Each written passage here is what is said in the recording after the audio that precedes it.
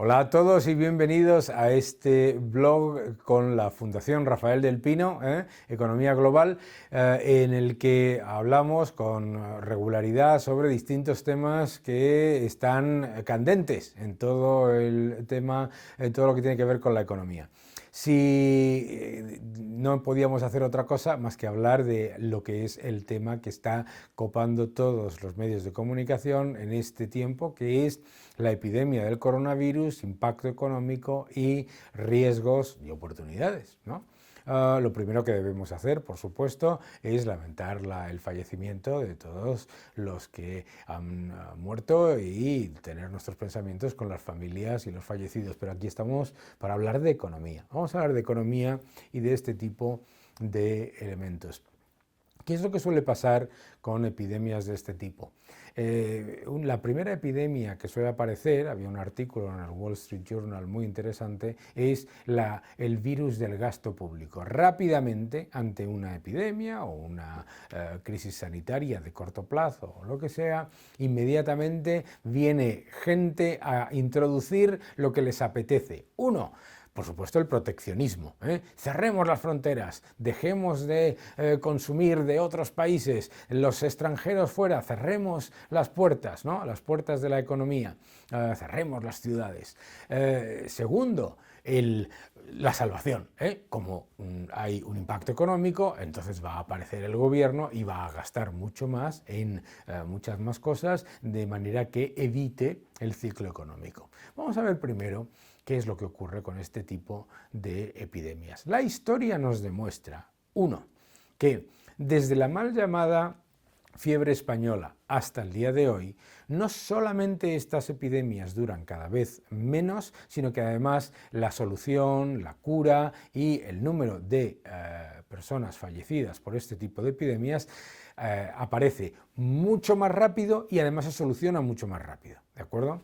Es verdad que no se encuentra una epidemia en 2 semanas para aquellos que estén pensando en términos de mercados financieros, pero sí es verdad que el nivel de integración entre los equipos sanitarios de los países, en protocolos, en conocimiento sobre la investigación científica maravillosa, lo que ha llevado es algo que nos debería parecer espectacular, no si operamos día a día en los mercados, pero algo espectacular, que es que el consenso científico es que se llega a una vacuna en un periodo no mayor a 5 meses. Pensémoslo esto desde el punto de vista de la historia y de los avances a los que hemos llegado. Y esto es muy importante porque es muy fácil llegar a, digamos, estimaciones apocalípticas. También tenemos que entender que la realidad del coronavirus es que su tasa de mortalidad es bajísima, no solamente bajísima en cuanto a los afectados con respecto a fallecidos, alrededor de un 3% actualmente, sino además por edades. La inmensa mayoría de las personas fallecidas son mayores de 70 a 80 años. Desafortunadamente más débiles, etcétera. Pero si vamos por debajo de 60 años, el índice de mortalidad no llega al 1%, 1,5%. Es importante también tener en cuenta esto. También tenemos que tener en cuenta que es verdad que se genera un impacto económico y un impacto económico importante. Y es importante tener en cuenta eso desde la idea, uno, de que los planes de estímulo fiscal o monetario no van a cambiar ese impacto económico, no lo mitigarán una parte, pero desde luego lo que no va a hacer es que algo que genera disrupción en toda la cadena de suministro y que además genera una caída muy importante de importaciones y de exportaciones se vaya a compensar haciendo infraestructuras en no sé qué país o añadiendo un poco más de liquidez a los mercados. Todo eso son factores que tienen un bajísimo impacto. Pero sí sabemos muchas cosas de este tipo de epidemias. Primero, lo que sabemos es que duran un poco más de lo que le gustaría a los medios de comunicación, a los mercados y desde luego a los operadores más cortoplacistas. Segundo, sabemos que se recupera la economía con mucha rapidez una vez que ya no se encuentra una vacuna, sino una vez que ya se sabe de una manera bastante clara cuál es digamos, el parámetro de contención de esa epidemia, ¿de acuerdo? Segundo, yo creo que es muy importante también entender que desde el punto de vista económico no es lo mismo un entorno como en el caso del SARS, en el que el crecimiento en el año 2002, 2003 era robusto, muy sólido en la mayoría de las economías y además muy poco endeudado, que ahora, en el año 2020, en el que el crecimiento es más pobre, mucho más endeudado, la deuda se ha disparado en los últimos años y además con mucho menos crecimiento de la productividad global. En el año 2002-2003, la economía china suponía alrededor del 4% del Producto Interior Bruto Mundial. Ahora, China supone más del 17% del Producto Interior Bruto Mundial. Por lo tanto, el efecto económico de algo que ocurre en China es muy importante. Segundo factor adicional a este que estábamos hablando, hombre, yo creo que es muy importante que tengamos en cuenta que cuando China toma una decisión de cerrar un número de provincias que suman aproximadamente el 80% del Producto Interior Bruto del país y el 90% de sus importaciones, el impacto sobre economías de países emergentes, que son productores de petróleo, que son productores de cobre, que son productores de mineral, que exportan mineral de hierro, etcétera, es muy importante.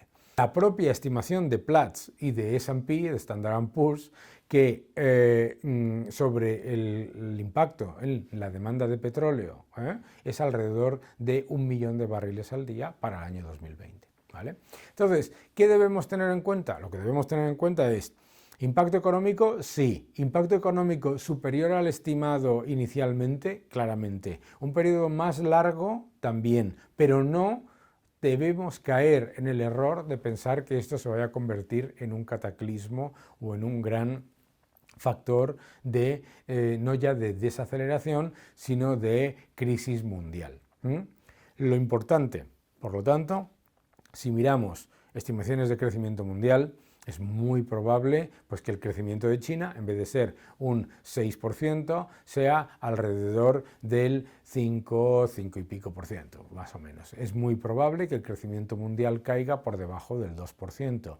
Es muy probable, por lo tanto, que el impacto global en las economías mundiales sea de entre 580.000 millones y casi $1 billón, dependiendo del periodo en el que se mantenga los problemas de cadena de suministro, de cierre de algunas de las economías, etc. Pero tenemos que pensar también en los errores que se van a cometer a la hora de, digamos, combatir los efectos de este proceso, ¿no? De este periodo en el que hay cierto pánico por la epidemia. El error número 1, ya lo hemos escuchado, los bancos centrales aumentarán las inyecciones de liquidez y bajarán todavía más los tipos de interés. Mucho cuidado, porque si eso ya está demostrado que ha generado una bajísima mejora en el crecimiento económico, por no decir un impacto negativo para muchas economías, y lo que genera es zombificación y mayor deuda, es un riesgo adicional pensar que los gobiernos van a mitigar un efecto de una pandemia bajando los tipos de interés y aumentando liquidez, ¿de acuerdo? Porque si no, volvemos a entrar en el círculo vicioso de incentivar el endeudamiento y sostener los sectores zombies. Segundo, enormes planes de estímulo. Ya lo ha dicho Hong Kong, ya lo ha dicho otros países que van a llevar a cabo enormes planes de estímulo para fortalecer la economía. No fortalecen la economía. Recordemos en el pasado que cuando se han llevado a cabo grandes planes de estímulo en gasto gubernamental posterior a algún evento de este tipo, lo que ha ocurrido no es que la economía se haya fortalecido y que el crecimiento sea superior, sino lo contrario, sino que se hace más débil, menos dinámico, se genera mayor, digamos, mayor peso en una economía que ya se encuentra bastante obesa. Entonces lo que tenemos que ser muy conscientes es, primero, no caer en el triunfalismo con el que empezamos cuando esta crisis sanitaria se creó, que es que los mercados inmediatamente reaccionaban al alza, no pasaba nada, parecía que todo se iba a solucionar en muy poco tiempo y claro, eso genera una decepción después y un exceso de reacción. Pero tampoco caer en el catastrofismo. El catastrofismo es el mayor problema, porque el catastrofismo lleva a buscar soluciones mágicas donde no las hay. Hablábamos antes, inyecciones de liquidez, bajadas de tipos de interés, enormes planes de estímulos y proteccionismo por parte de muchos estados. Ninguno de esos factores mejora la economía. Y caer en el catastrofismo tampoco nos permite ser conscientes de lo rápido que se están generando los elementos que van a llevar a una solución. Es verdad que mientras estáis escuchando y viendo este vídeo, pues pensaréis, bueno, pero es que esto tiene que ocurrir ya. Y nos olvidamos de que encontrar una vacuna en 5 meses, como se ha conseguido en tantas ocasiones en el mundo, es lo más cercano a ya que nos podemos encontrar. No caigamos en el catastrofismo, no caigamos tampoco en el exceso de optimismo y sobre todo monitoricemos los cambios que se están dando en la demanda y en la oferta de bienes y servicios, porque lo que no podemos esperar es que con un crecimiento que ya antes, esto es muy importante que lo entendamos, ya antes de que se diesen las noticias sobre el coronavirus, las principales economías ya estaban mostrando señales de debilitamiento. Lo hemos visto en el Producto Interior Bruto del cuarto trimestre de Japón, lo hemos visto en Alemania, lo hemos visto en Italia, lo hemos visto en Francia. Por lo tanto, ojo, no vayamos a esconder bajo el titular del coronavirus otros problemas estructurales que no se van a solucionar con ninguna de esas medidas de las que hablábamos antes. ¿Por qué? Porque ya han demostrado que precisamente la ralentización global viene después de esas medidas. Así que seguiremos hablando sobre este tema, sí, sigue generando titulares, pero sobre todo ni triunfalismo ni catastrofismo. Estas epidemias, estas crisis sanitarias suelen llevar después a una recuperación y a una solución razonablemente rápida.